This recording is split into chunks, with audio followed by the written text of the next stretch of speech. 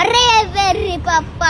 ఎటువంటి కష్టము పడుకున్న స్లే క్వాలిఫికేషన్ లేకపోయినా మీ నాన్న ఉన్నాడని ఒకే ఒక్క కారణంతో చెమట కూడా పట్టుకుంటే స్ట్రైట్గా ఎండి చైర్లో కూర్చున్న నీకే అంత పొగరుంటే,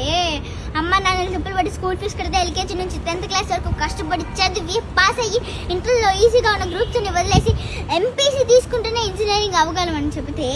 కష్టమైన అదే గ్రూప్ సెలెక్ట్ చేసుకొని ఫిజిక్స్కి ఒక ట్యూషన్, కెమిస్ట్రీకి ఒక ట్యూషన్, మ్యాథ్స్కి ఒక ట్యూషన్ అని రోడ్లు పట్టుకొని తిరిగి ఆ ఫీజు కట్టాలి ఈ ఫీజు కట్టాలని అమ్మ నాన్నలను హింస పెట్టి బోర్డ్ ఎగ్జామ్లో పాస్ అవడానికి ఫ్లాష్లో టీ పెట్టుకొని రాత్రి అంతా చదివి అలారం పెట్టుకొని పొద్దున్నే లేచి మళ్ళీ చదివి తీరా పాస్ అయ్యాక ఎంసెట్లో ర్యాంక్ రాకపోతే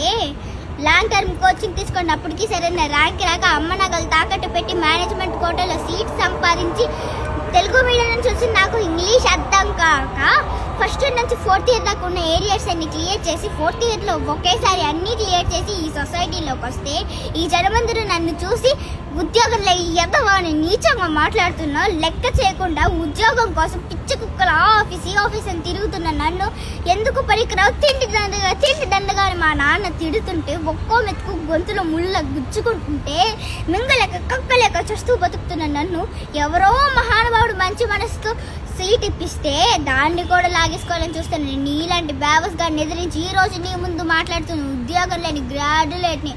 నాకెంత పొగరుండాలిరా.